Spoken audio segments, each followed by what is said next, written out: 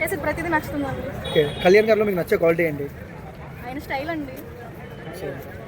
So working style ఎలా ఉంది పవన్ కళ్యాణ్ గారి డిప్యూటీ సూపర్ సీఎం అండి. గా? సో ప్రజెంట్ పరిపాలన చూస్తుంటే పవన్ కళ్యాణ్ గారి ఎలా అనిపించింది?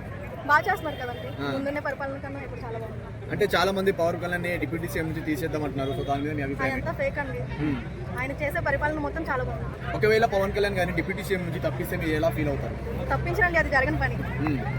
సో ఇప్పుడు సెంట్రల్ నుంచి సెంట్రల్ బడ్జెట్ రిలీజ్ అయింది కదా, 116 కోట్లు పవన్ కళ్యాణ్ గారు అంటే మున్సిపాలిటీకి ఇచ్చారు, కానీ ఇప్పుడు దీనికి ఇవ్వలేరు కదా. సో ఏమంటారు దాని గురించి మీరు? ఎందుకు రండి, ప్రతిదీ ఇస్తారు, ప్రతిదీ చేస్తారు, చెప్పిన ప్రతి పని చేస్తారు. ఓకే, కానీ కొంచెం టైం పడుతుంది.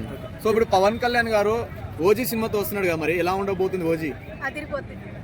ఎలాంటి పర్ఫార్మెన్స్ చూడబోతున్నారు ఓజీతో? ఎప్పటికన్నా కొత్తగా ఉంటుందని చెప్పి మేము అనుకుంటున్నాం. పవన్ కళ్యాణ్ గారు సీఎం అయ్యే ఛాన్స్ ఉందా ఫ్యూచర్ లో? అవుతారండి పక్కా. పక్కా. అంటే లోకేష్ గారికి ఎక్కువ ఛాన్స్ ఉందా, పవన్ కళ్యాణ్ గారికి ఎక్కువ ఛాన్స్ ఉందా సీఎం అయ్యేది? ఇద్దరికి ఉందని అనుకుంటున్నామండి. ఇద్దరు రావాలి, మళ్ళీ ఇద్దరు సీఎంలు కావాలంటారా? ఇద్దరు సీఎంలు కాదు, పవన్ కళ్యాణ్ రావాలని ఉంది. కాకపోతే విడిగా కాకుండా ఇద్దరు చేస్తేనే ఇంకా బాగుంటుంది అనిపిస్తుంది. విడిగా వస్తే పవన్ కళ్యాణ్ గారు సీఎం అయ్యేంత అవకాశం ఉందండి, పక్కా ఉంది. ఎందుకంటే గాజువాకం అది. సో అక్కడి నుంచి ఇక్కడికి వచ్చాము మేము, అందుకే గట్టిగా చెప్తున్నాం. అంటే ఇప్పుడు పవన్ కళ్యాణ్ సింగిల్ గా, అంటే ఇప్పుడు సింగిల్ గా పోటీ చేసే ఎమ్మెల్యే గెలిచే దిక్కు లేదు, కానీ సీఎం ఏడవుతారని చాలా మంది అభిప్రాయపడుతున్నారు. దాని మీద మీ అభిప్రాయం ఏంటి? పిల్లలు పిలుస్తున్నారు మేడం. థ్యాంక్స్ అండి.